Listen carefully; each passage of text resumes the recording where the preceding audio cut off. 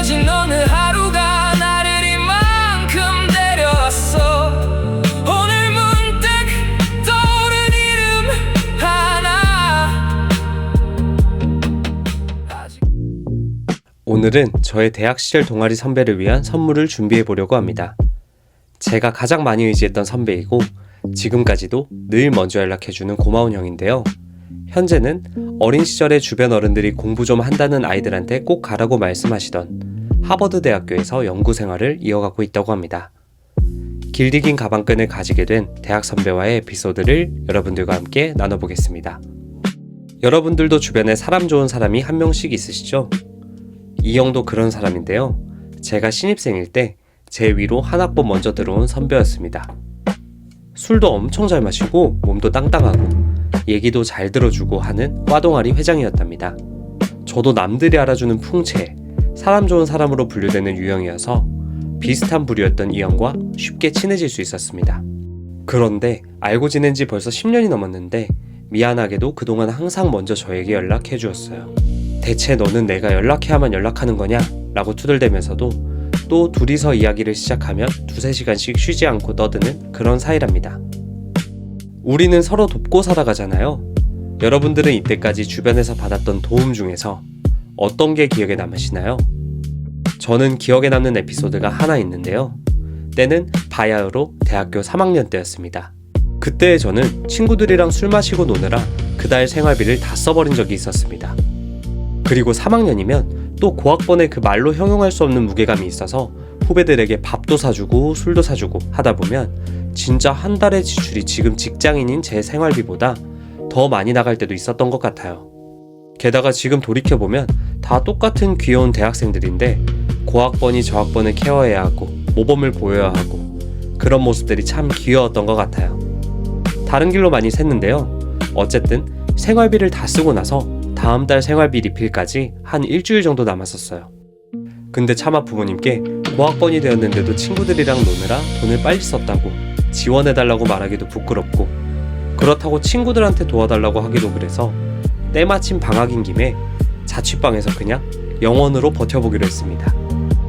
처음에 4일 정도는 집에 있는 것들로 끼니를 해결하며 어찌저찌 보냈는데 5일차 저녁부터 냉장고에 있는 음식과 심지어 물까지 모두 다 떨어진 거예요.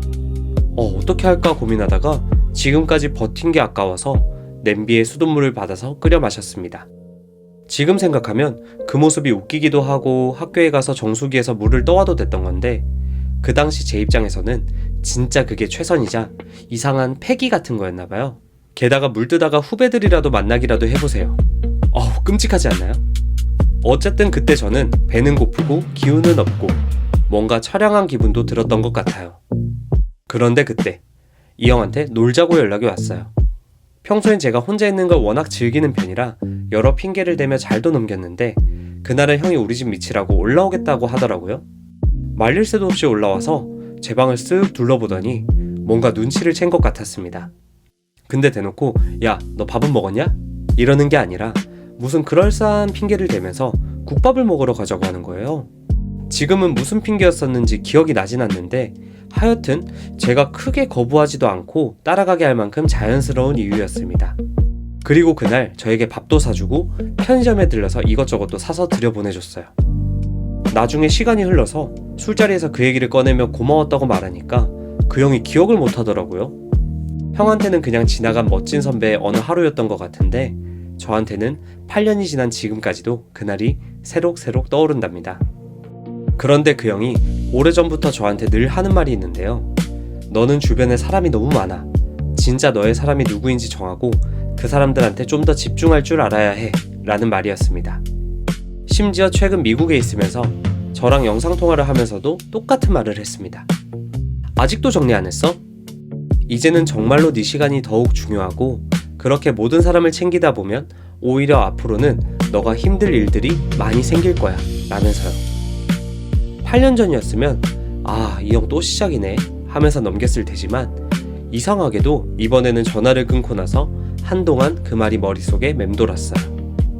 솔직히 이번에도 처음에는 납득이 잘 안 됐습니다. 대체 왜 주변 사람을 다 챙기면 안 된다는 건지, 나는 내 주변 모두가 행복했으면 하는 건데 이게 이상주의인 건지, 나는 모두가 소중해서 그런 건데 왜 골라서 집중하라고 하는 건지, 오히려 사람들이 이기적인 성향이 있어서 그런다고 생각까지 들었습니다.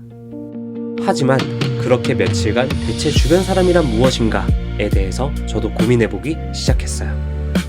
여러분들은 주변 사람이란 무엇이라고 생각하시나요? 저는 그동안 주변 사람이란 학교에서 만난 사람, 모임에서 만난 사람, 회사에서 만난 사람과 같이 지금까지 내가 만났던 모든 사람들로 생각하고 있었어요. 뭐 맞는 말이죠. 제 주변에 있었던 사람들이니까요. 근데 저는 여기서 한 가지를 놓치고 있던 게 있었는데요. 여러분들이 최근 자주 만나는 주변 사람은 10년 전과 지금이 똑같나요? 아니면 변화가 있었나요?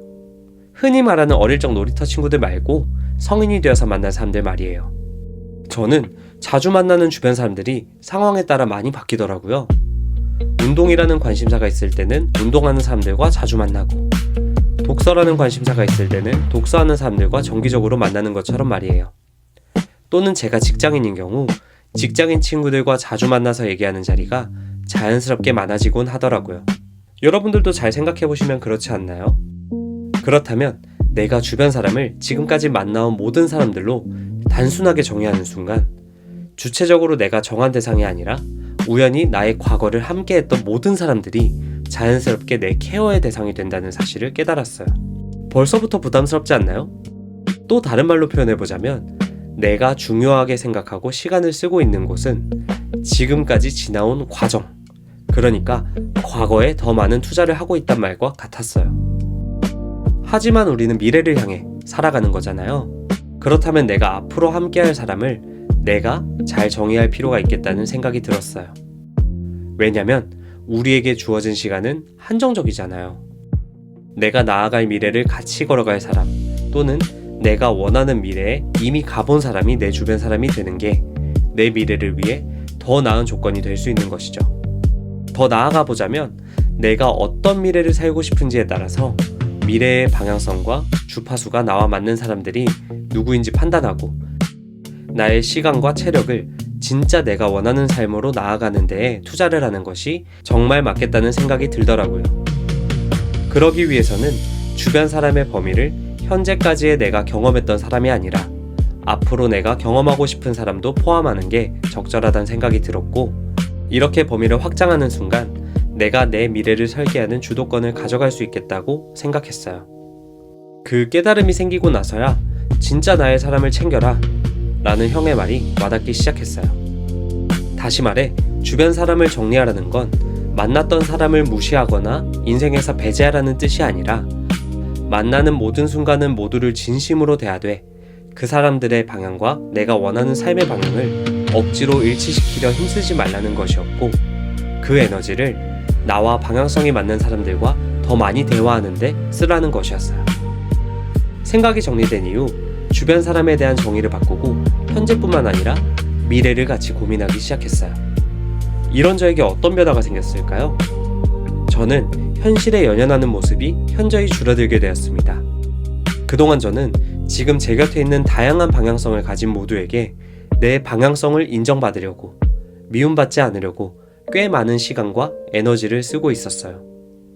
제가 퇴근하고 샤워하면서 자주 했던 생각들이 있어요. 그때 내가 왜 그런 말을 했지? 내가 이렇게 말해서 그 사람이 상처받지는 않았을까? 내가 야근을 해서라도 도와줬어야 했나? 저 친구도 한번 만나야 되는데. 이게 삶을 흔들 정도로 큰 스트레스는 아니지만 매일 조금씩 마음을 피곤하게 만드는 생각들이었습니다. 하지만 이제는 방향이 맞지 않는 사람들에게 투자하던 제 시간을 제가 가고 싶은 방향을 한 번 더 고민하는 데 쓰고 있어요. 그러니까 이제는 저를 오롯이 제 삶의 주인공으로 받아들일 수 있게 된 것 같다는 느낌을 받고 있어요. 이 깨달음의 시작점이 되어준 형에게 작은 선물을 하나 준비했어요. 이 선물을 고르게 된 명확한 계기가 있습니다. 지난 통화에서 형은 미국 생활의 고충을 털어놨습니다. 연구실과 집, 어디에서도 온전히 혼자 있을 시간이 부족하다는 점, 그리고 이방인으로서 끊임없이 실력을 증명해야 하는 삶에서 오는 생소한 외로움에 대한 이야기였습니다. 마침 최근에 출퇴근용 차량을 새로 구입했다는 소식도 들었고요. 그 대화를 복귀하다가 문득 대학 시절의 형이 떠올랐습니다. 형은 술자리만 끝나면 기어코 코인 노래방을 가야 했던, 노래 부르는 걸 참 좋아하던 사람이었거든요. 조사를 좀 해보니 미국에는 시간제 노래방은 있어도 한국 같은 코인 노래방 시스템은 흔치 않더라고요. 게다가 바쁜 일정 중에 노래방을 따로 찾아가는 것도 쉽지 않을 겁니다. 그래서 차 안이라는 공간에 주목했습니다. 연구실도 집도 아닌 차 안은 혼자만의 시간을 확보할 수 있는 남자들이 느끼는 가장 아늑한 장소니까요. 출퇴근길에 남들 눈치 안 보고 스트레스를 풀 수 있도록 차량용 블루투스 마이크를 보내주려 합니다. 그리고 평소에 연락을 자주 안 하던 저라서 이런 선물이 형에게는 꽤 의외의 반전으로 다가가지 않을까 하는 기대도 조금 섞여 있습니다. 여러분, 주변에도 늘 당신을 기억하고 먼저 연락해주는 사람이 한 명쯤 있으실 거예요. 그 사람에게 오늘 한번 당신이 먼저 연락해보시면 어떨까요? 밝혀도 잠들어 돌아봐도 아무도 나를 부르지 않던 계절 낯선 건 세상이 아니라 그 안에 나였어 창틈으로 스며든 작은 온도 묻지 않아도 알았어 누군가는 나를 바라보고 있었다는 걸 말보다 먼저 닿는 거리 그게 당신이었어 기억조차 희미한 어느 날의 빛 하나가 아직 내 안에 남아 나도 몰랐던 나를 먼저 알아봐준 사람 모두를 붙잡으려 애쓸수록 방향은 자꾸 옅어졌고 어느 날에 나는 어느 쪽도 나같지 않았어 멀리서 건네온 오래된 물음 지금 어디로 가고 있어 그 한 줄이 나를 오래 붙잡았어 교칠한 지나온 자리가 아니라 아직 닿지 못한 길 위에 서 있는 사람 같은 곳을 바라보며 먼저 걷고 있는 사람 이제 그 사람이 보여 이제 나는 아무것도 증명하지 않아 누구의 바람도 흉내내지 않고 가고 싶은 방향으로 아주 천천히 나를 누군가에겐 잊혀진 어느 하루가 나를 이만큼 데려왔어 오늘 문득 떠오른 이름 하나 아직 꺼내지 못한 말이 있다면